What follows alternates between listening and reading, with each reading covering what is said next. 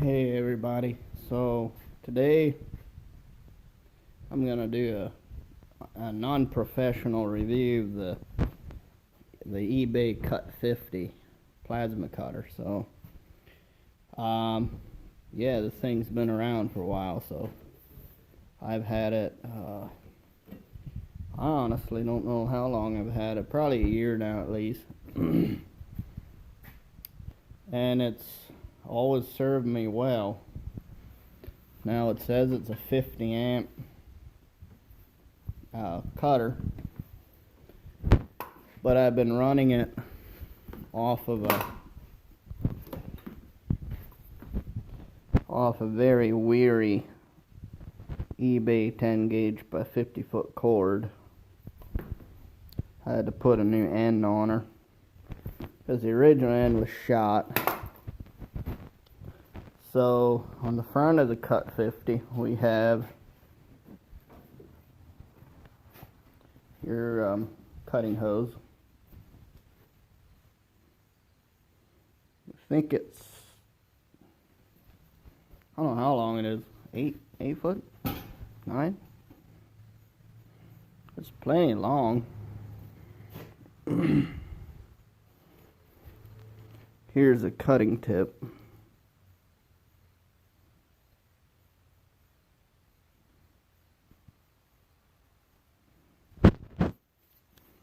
It doesn't want to focus.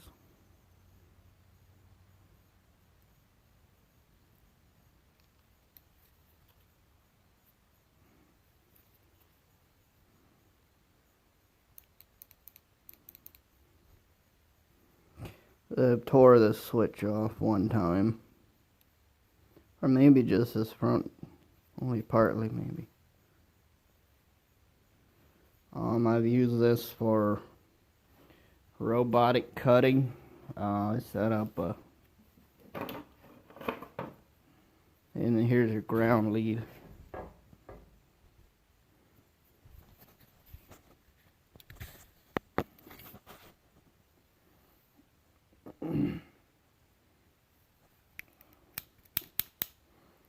It's a nice strong clamp. The cable's very well fixed. I'll probably complain on that is it's just short. So here we have I don't even know what it is. Oh, this would be your switch. Your wire, and there's the air hose. The cable, this cover here is supposed to be on here. And then you have over temp protection and whatever that thing is. Now I've never had any of these come on, and granted I was working on a 20 amp 110 circuit the entire time. So this gives you up to 50 amps of cutting power.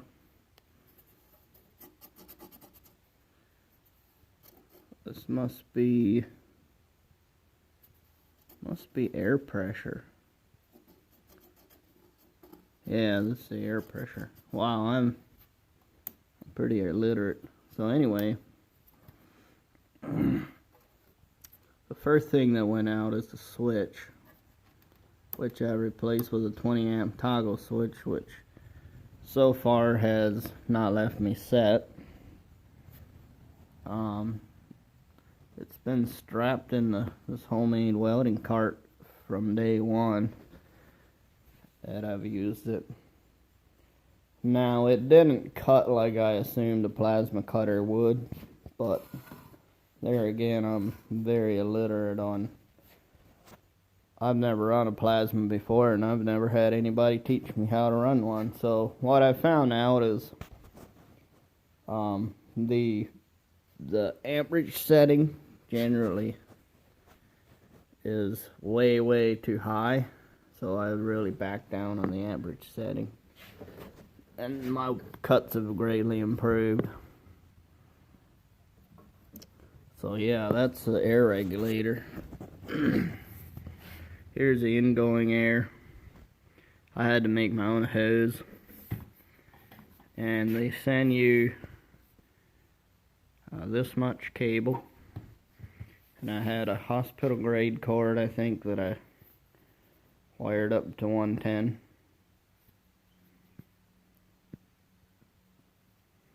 Somebody stepped on her. So the other thing that broke is the air regulator.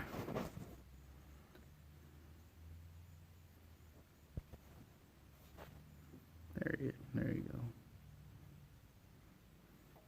It has air, or a water trap. Now probably most of my issues. So what happened here is the knob broke off. It's just a regular Joe air regulator. So what happened is the knob broke off, and I put a washer on top and crossed a pair of zip ties to make my own form of a regulator. So most of my cutting that I do is probably under 1/4 of an inch. So actually, here's a cut that I did with the cutter. The light in here is terrible.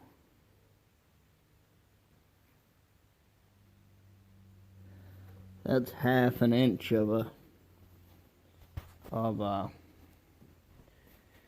it's a 1/2 inch thick piece of rotary cutter blade, brush hog blade.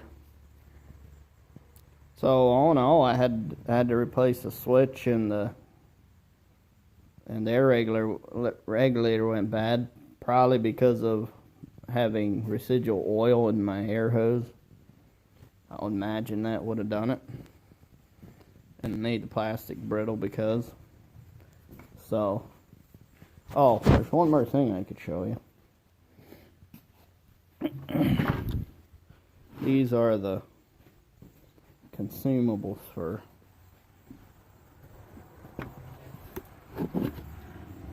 the torch. Okay, this is the cup that it uses.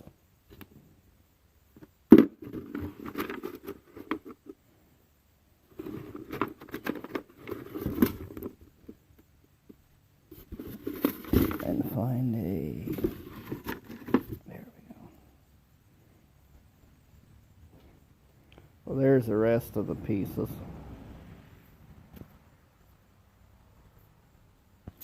Okay, now I can see. So this sits in the gun like this.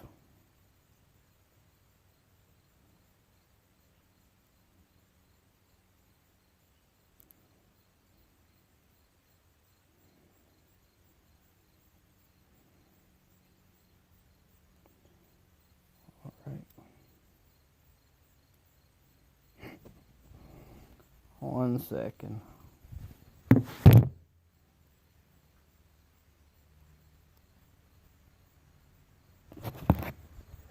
Okay, we're back.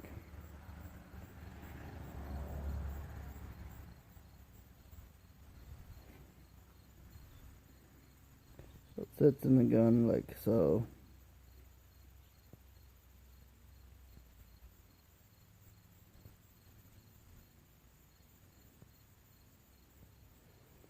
Usually if everything's going good, it'll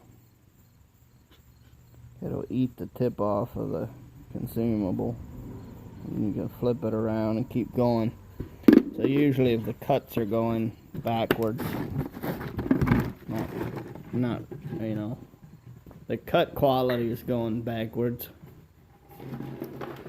and there's you know, cut quality is getting worse. It feels like maybe the setting's wrong or something. Usually the tip there is worn down. You can flip that around sometimes if it's not already worn on the back side. It'll cut again, and then the tip itself is pretty crucial. If you're trying to cut 1/2 inch steel at 50 amps, 110 volts on a 20 amp breaker, yeah, it generates enough heat to melt the tip. So that's a thing to keep in mind there. So overall, for $108.99, I think I paid for it. Very happy. I'm glad I bought it. The only thing that happened since is I bought my own oxyacetylene torch set. So right now, I would say 1/4 inch and under, this does a pretty good job. The main issue is the time it takes for the air compressor to pump up. Usually I only need like just a little bit of air, but right now I'm gonna be doing a project to replace a plastic shift cover. So for a job like this, where I have enough time and it's worthwhile to fire up the cutter, and I take time to do the adjustment, this should do a pretty sweet job of making a new and a lot better plate for this old Husky, this old fall apart junk tractor. But that should take care of that and not have the problem come back again. Alright, so probably 3 out of 5 stars, and most of those stars are for the price and the cut capacity of 1/2 inch. I think it's 1/2 inch. I think, well, back when I mean, it's been a year, so I don't clearly remember, but I believe I went and did some metric to SAE conversions, and I think cut capacity might be around 15, 16, no, wait, that's 13/16, no, 7/16.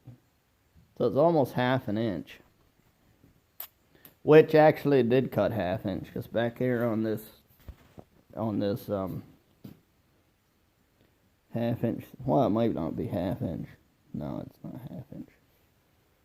Wow, I'm out of touch here. I'm a hobby guy, and it's been a while since I've cut 1/2 inch steel. But here's what 1/2 inch looks like.